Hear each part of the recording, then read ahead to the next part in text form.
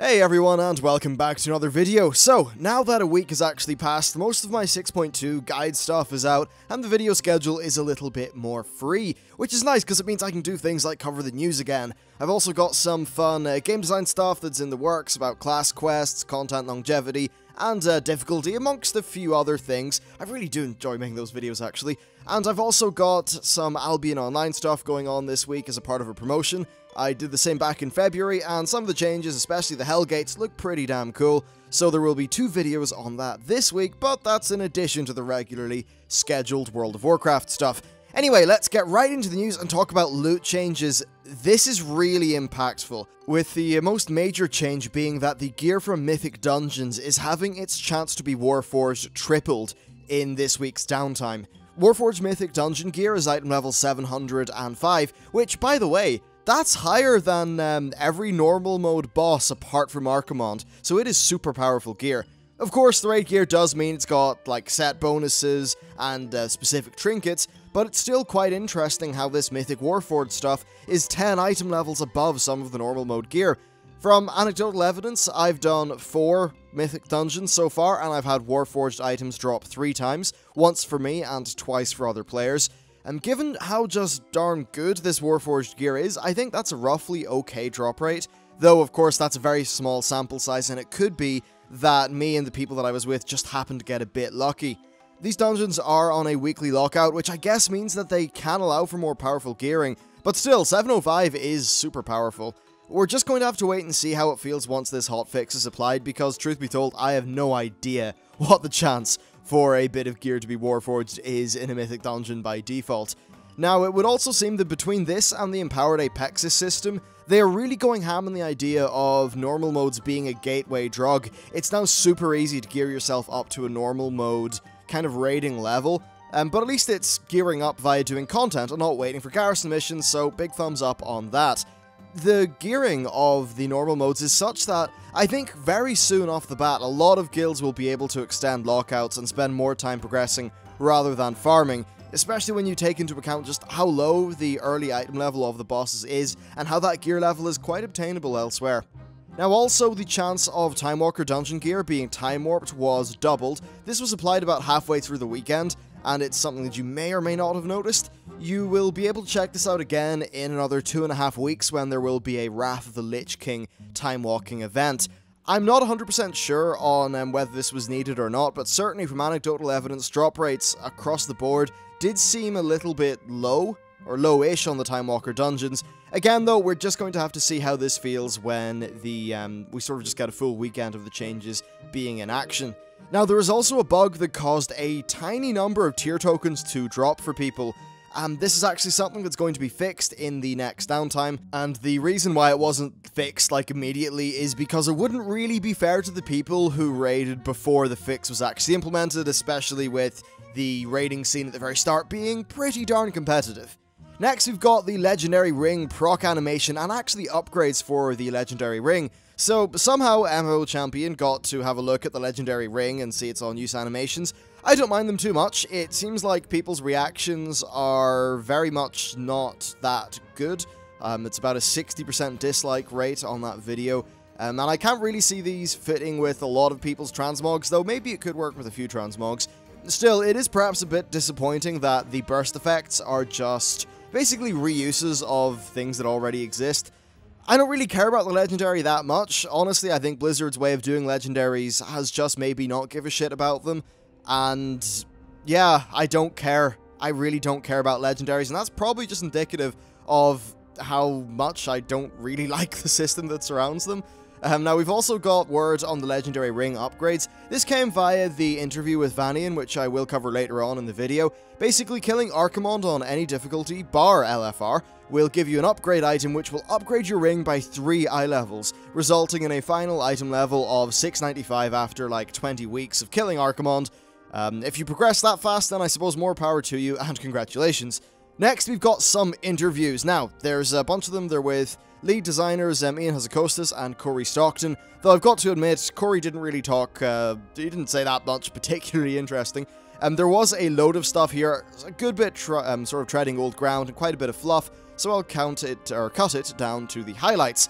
First of all though, let's just stop for our comedy minute with Corey. He described the shipyard feature in his interview with The Instance constantly as being new and fresh. I have never seen a man say fresh so much in 5 minutes. I was in a pretty jovial mood, so this just amused me more than anything else. And then he also said, this is a real cracker, that they're always adding new dungeons and they love the dungeon system. What? This led to further amusement, because obviously we haven't actually had dungeons be added in a content patch since a very long time ago.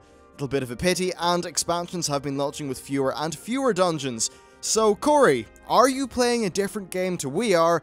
If you are, can we have a go at it, please? Next, let's move on to Ian. Now, there's 2 interviews here, one with Vanian and one with Wowhead. I'll quickly go through Wowhead first. When asked about the difficulty gap between normal and heroic Hellfire Citadel, Ian basically said that it was really noticeable at the start, and that it's actually something that's largely intended on their part. Even though they did nerf the Hellfire Assault encounter on Heroic, it was about 5 to 10% on some adds like health. Now, he explained that in Heroic, they expect you to have gear from the previous difficulty, i.e. normal. So it does look like they're setting up a system where they want you to clear normal and then clear Heroic. In my head, the most natural progression would be from Heroic Blackrock Foundry to Heroic Hellfire Citadel. I'm not sure if encouraging content repetition is a good idea in the long run, because your first kill of a boss is the most motivating and exciting. Killing it again with 30% numbers is a bit less exciting. I always saw gear levels less as treadmills and more as you choosing the difficulty of content you wanted to do, so I think that if you're a Heroic Raider, you shouldn't really be expected to run through normal first to get some bits of gear for Heroic of the next tier. But I'll just have to see how other people think. I haven't actually got any Heroic experience due to guild burnout, which is a bit of a pity. Now, I was going to give the Garrison Mission and Salvage Yard gold nerfs some coverage, but Ian actually talked about them already. Basically, he said that the specific system for deciding how the diminishing returns works with the treasure hunter missions across alts is kind of ambiguous at the minute, so that people don't really game it. He said that there are diminishing returns, but more characters will still overall equal more gold.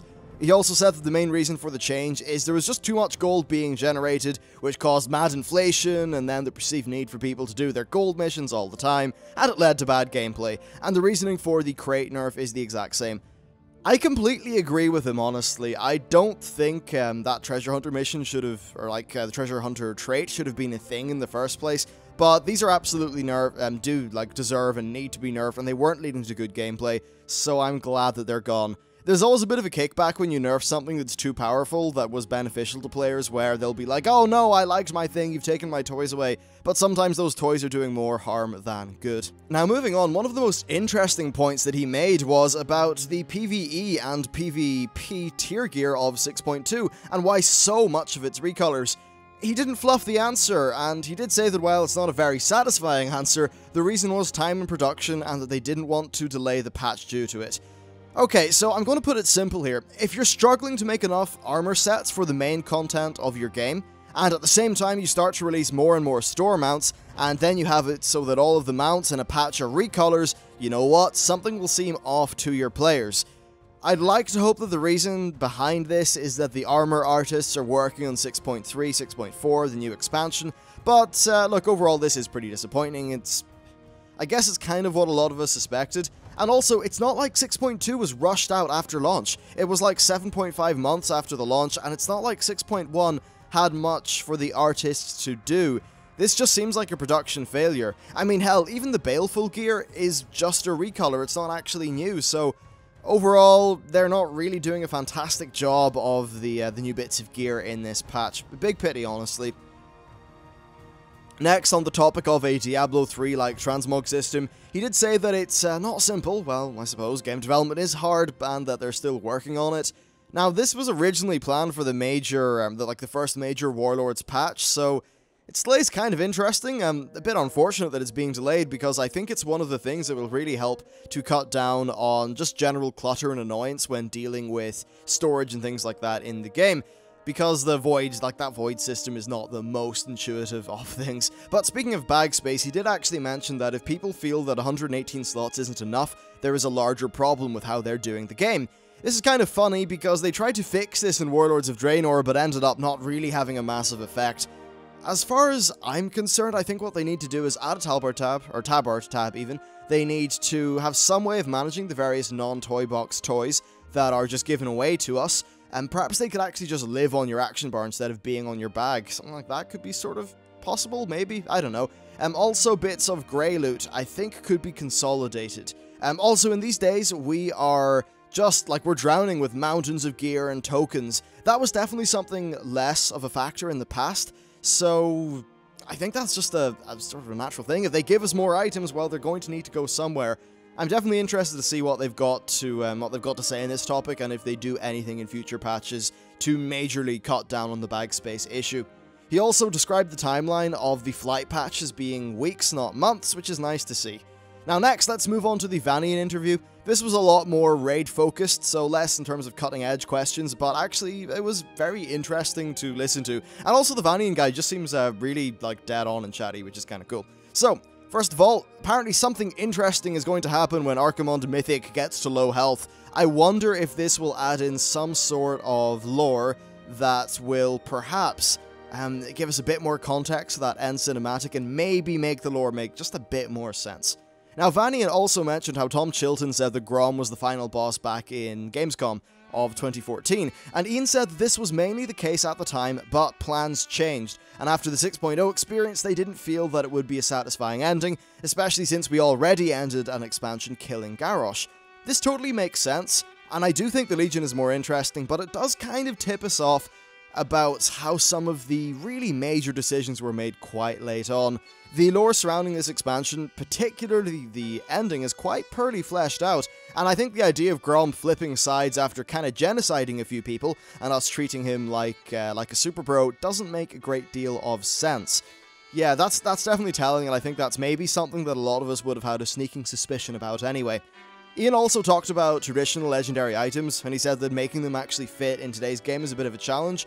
His example was that if Gorehowl dropped, then you'd be allowing a few classes to do far more DPS than others, and you'd also make it so that guild recruitment is a bit of a problem. For an example, a non-Warglaves rogue is less desirable than a Warglaves rogue. And they're completely true. And I've seen in comments of my own videos lots of people talk about some trolling issues and just general problems with the old legendary system. Even with all that in account, I still hope they work out some sort of way to get a legendary in the game in the future, because I think having those really like rare, unique items is valuable, and the current legendaries are not legendary, and I mean, there's something I don't even care about these days. But speaking of those legendaries, though, he did talk about the current legendary quest, and he said that the Tombs of Chaos, which are the grindable raid item, are going to be quite a bit faster, and they should take about a month for the very dedicated people to get in patch 6.2. He also mentioned that the frequency of legendary quest item garrison missions for past stages has been increased as a catch-up mechanic, which is totally good, but still, I think the current model of legendary quests is an absolute bitch on alts. And if I was a mythic raider who was also gearing or like fielding maybe 2 alts, then I think I would get serious burnout from doing that legendary quest stuff. Moving quickly onwards, he also said that they are happy with the removal of stat buffs from professions, such that some professions were best in slot. I think that's pretty much a good thing overall. He also said that they agree there was a lot of potential with max level in-game storytelling. He said that they'd love to do more, and he actually name-dropped Star Wars The Old Republic and Final Fantasy XIV, which are both games with a far more lengthy and fleshed out story at endgame that I think adds quite a bit more individual difficulty as well. It's probably something I'll cover in a future video, and I do think it is something that they should totally focus on in World of Warcraft, because as far as I'm concerned, the Garrison campaign is a load of dog shit, and I'll talk about that in a bit in a future video that I've already got scripted and I think edited as well. Now, on the topic of reps, he said Tanana's a move in the right direction. I think it's a bit of a step up, but they're pretty terrible in comparison to past offerings. So, that's, I mean, come on, you can do better. And speaking of world content in general, he said that they understand that people who like the mop stuff aren't feeling good about the Warlords of Draenor stuff. The main take from what he said in the interview was that 6.2 development started in November, which is before most of the spirited feedback surrounding Warlords of Draenor emerged, and they added things later on in the PTR to address the criticism, but overall they can do more in the future. He did say that major bits of content after 6.2 will have a lot more that's really to our liking in light of the feedback that they received. We'll have to wait and see. I'm not going to give them too much of the benefit of the doubt here. Actions will speak louder than words, and that's about all that I've got to say on the topic. Though certainly, as you'll find out in tomorrow's video, which is my 6.2 review, it certainly is a case of more of the same, but better, with that better mainly being sort of band-aid fixes. He also talked a bit about time walking. He said that it's supposed to be easier than it was in TBC, but one of the main reasons behind that difficulty is the classes have a lot more in their toolkit these days. That's something that's true. I think they could get around that by changing up the bosses, by sort of increasing the frequency at which bosses do their mechanics. He did say that Alcatraz stands up decently, something which I personally would actually agree with. I had a lot of fun doing an Alcatraz run. And he also said that Black Morass was too easy, which is absolutely true. Black Morass is not fun at all. He did talk about expanding the pool to Cataclysm dungeons and adding in more dungeons to the current time walking pools, like the ICC Trio, which would definitely be nice to see.